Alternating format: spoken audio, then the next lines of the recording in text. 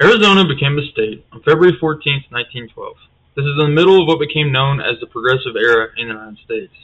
The Progressive Era was a popular response to the rapid and widespread industrialization of America. As the rich got richer, people started to notice the horrid conditions that most people were being forced to live in. So they sought political and social reforms. These progressives were very influential in the ideological foundations of Arizona. If one wants to begin looking at the influences of the Progressive Era on the state of Arizona, it would be a great idea to start with the state's referendum and initiatives in the state's constitution. According to the NCSL, a constitutional initiative is a, quote, a process that enables citizens to bypass their state legislatures by placing proposed statutes and in some states constitutional amendments on the ballot, end quote. Here is a great example of progressive influence on Arizona.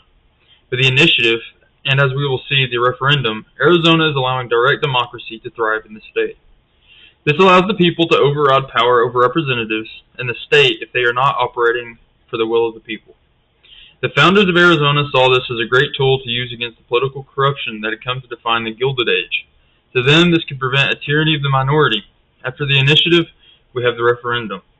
In Arizona, the referendum is used as an emergency tool to override the law that the legislature has created.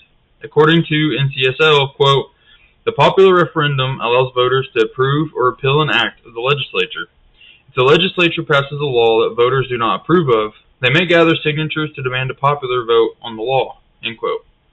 In the case of a referendum, they are created through the use of petitions by the citizens of Arizona.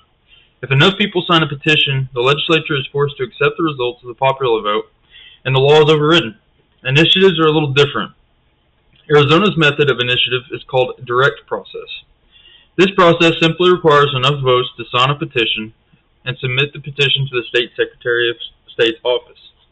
If enough signatures have been signed and the petition has been submitted before a deadline, the proposed law or constitutional amendment will be placed on the general election ballot. To simplify it, a referendum is a process by which the people can eliminate a piece of legislation that has already been created, while the initiative process is a way for the people to use direct democracy to create an entirely new law or constitutional amendment without the use of legislatures. The pros and cons of the referendum and initiative process can be a large list.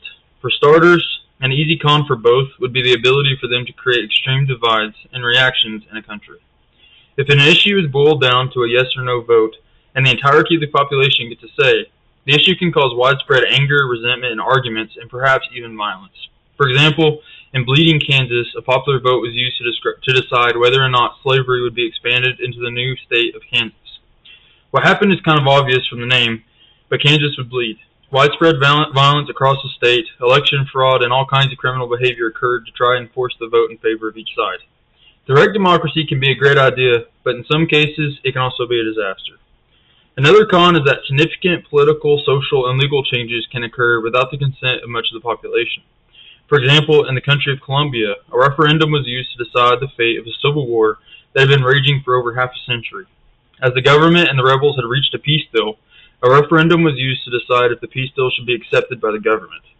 On a 38% turnout and a 50.2% vote against the peace deal was rejected.